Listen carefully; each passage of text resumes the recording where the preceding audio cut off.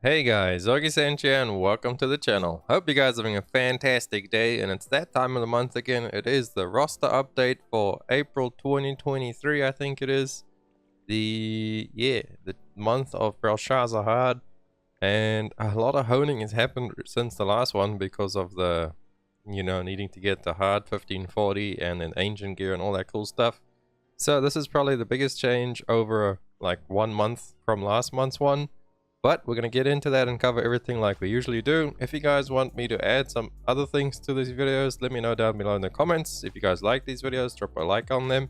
And consider subscribing to the channel. It helps me out so much. Trying to get to 5k subs this year. Appreciate every single one of you beautiful people. And without further ado, let's hop into the roster update now, shall we? So we're starting on my Sork. She is still my main, but has not taken her over yet. And we actually got her to 1560 last night, I think it was. I heard when Belshazzar came out the first week, so last week I was only 1550 on her. Did not manage to get 1560, but I didn't even manage to clear gates 1 through 4 on hard mode with pugs anyway. I think we did 1 and 2, and 3 took a couple of hours and I just couldn't get it down, and I had too much other stuff to do, so I just ended up leaving it and did all the other stuff on my other characters. So I have not done 1 to 6 hard mode yet, as I just haven't found people willing to do it or being able to sit through it and progress. And instead of, finding some capable people, I'm actually trying to look for a static myself, or maybe even think of forming a static, because pugging is just not the way to go if you want to play this game long term for raiding. So if you have a static looking for a Sork main, hit me up. But yeah, so that is a part of the plans now. So Sork 1560, what do we got? We got Bard 1540. Got her there. We got the War Dancer 1540 now. The Gunslinger 1540. I'm actually going to start pushing her up next to 1550 at least. And then I think I'll do my Bard afterwards. We got my Scouter fully Belshazzar normal. My Pally fully Belshazzar normal.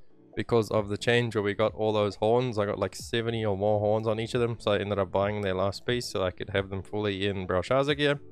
The plan is to get the Scouter to at least 1540 as well. And the Pally, I'm not so sure about, because we did recently get our Summoner to 1490. I did putty the last 2 pieces on this. It was, pretty bad, but anyway, it is what it is. So Summoner is now 1490. I think I'm going to push her up into the top 6 and drop the Pally, because the support shortage was solved, and then BREL Hard came out, and now there's not enough supports in the hard mode version, like in the end game. So BREL Hard and Hanamatan, there seems to be a support shortage now again at that level. Maybe it's just all the artists haven't catched up yet or something like that. So I'm on the fence of, do I put the Summoner in, or do I actually 5x3 the Pally and just keep honing him up? So not sure what I want to do there. If it's out of pure enjoyment, I'm going to say Summoner all the way, because Pally I find really boring. It's literally just a walking campfire. But I mean, support shortage, good supports too. He's pretty easy to play, but a lot of supports are just, playing their own little mini game, running off and doing nothing anyway. But yeah, so undecided on Pally and Summoner. Maybe I'll roll a dice or something. Maybe in the next roster update you guys will see if I actually decided to invest in the Pally or finally put the Summoner into the top 6. And then what else we got changes? We actually do have quite a bit of changes on the whole roster this time around. So I got the Zerka to 1470. Because of the event books. Whenever they do come around, I tend to just use them. I know that's a waste of materials if I'm not planning on pushing something somewhere, but I got my Summoner to 1490, so the event books were left over, and I was like, oh, I'll just start pushing the Berserk. I like him anyway. Mayhem's really strong, so he is 1470 now. My artist is still where I left her after the first day of honing her, 1462.5. I haven't honed her again since that video, so there she is. But then all my low-paying slaves have got pushed to 1445 now. So my Lancer is there. Well, my Glavier, 1445. The Shadowhunt, I believe, was 1445 last time. The Gunlance I got to 1445. And we ended up deleting the Soulfist for a Sharpshooter. I should have just got a character slot, but I didn't have the money at the time. So we are doing a Sharpshooter. And we're actually doing the Story Express event on him. I'm working on a video for you guys, like going through it completely, if it's worth your time or not, all the rewards. Spoiler alert, if you're a long time player, not worth your time remaking, going through all the story.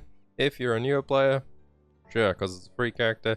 You don't have to hone with the Story Express. I didn't know that. You get that as soon as you finish a story like Phaeton or Yorn or Punica, or I mean, not Punica, but the earlier ones, you get gear sets. Like, they just give them to you, so you don't have to hone at all. So it's pretty much a free power pass, except you have to do a lot of work for it.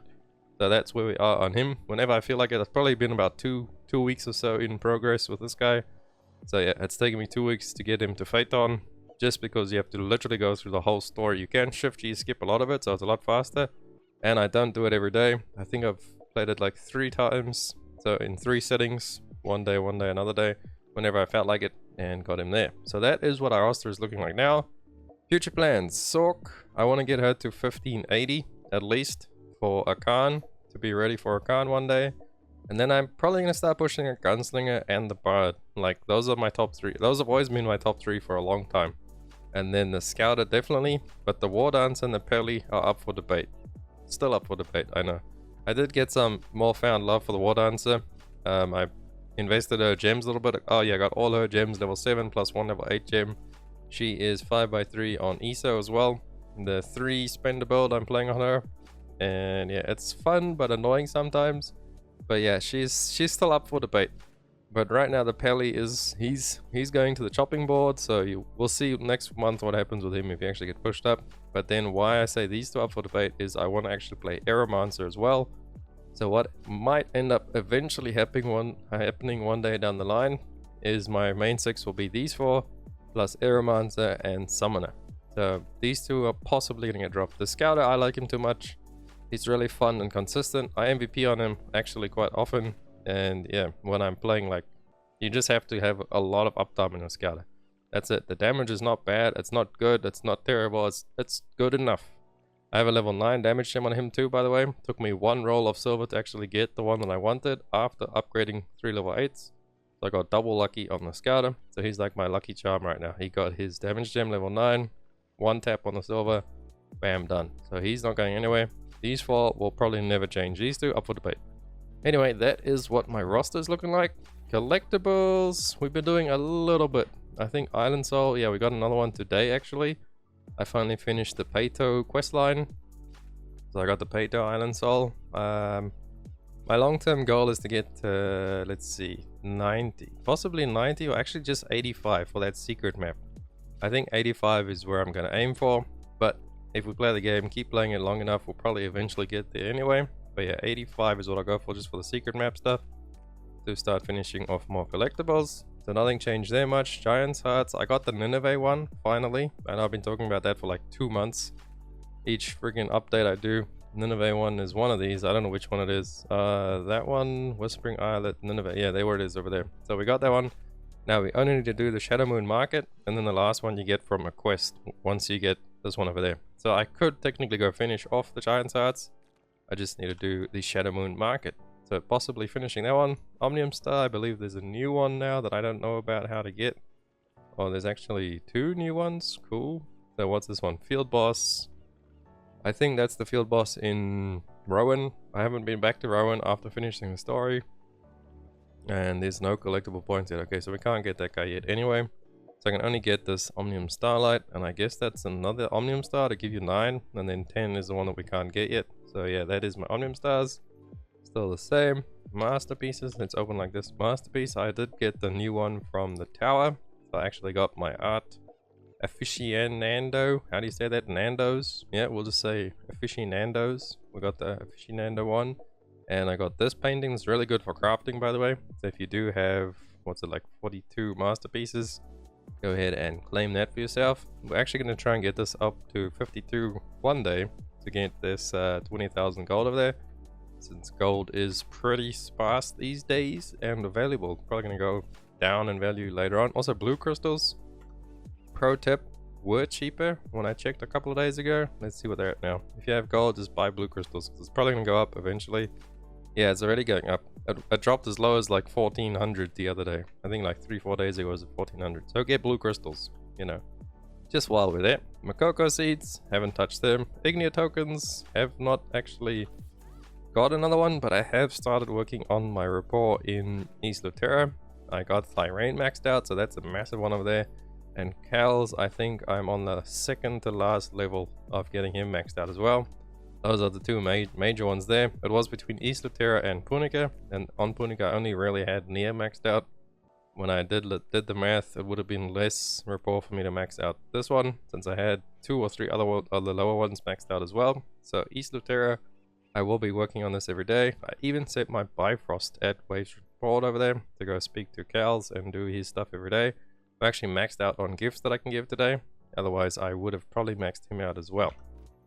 So you can expect East Lutera to probably be done by next week. I mean, next month. So that will put us at 9 Ignia tokens for the Bifrost. And then 10 Ignia tokens. I don't know if I'll actually finish that one. If I do, it'll probably be like Phaeton or Yawn or something. So let's see. World Tree leaves haven't changed at all yet either, because I haven't really done gathering that much. And sea bounties, what have we got? 39%. That hasn't changed at all either. But what is my playtime? Let me see if I can show you guys playtime. Open up Steam. Where we at? This is a new one that I want to add to these videos. Lost Ark. Let's see. Playtime 3,556 hours. Probably be like 3,560 or more hours after today. So that is our roster update for the month. Hope you guys enjoyed it. If you like it, please drop a like to the video and subscribe to me as well. I appreciate every single one of you beautiful people. I'll catch you on the next one. Augiesaint out. Run free and dive into the sky. Hear the wind.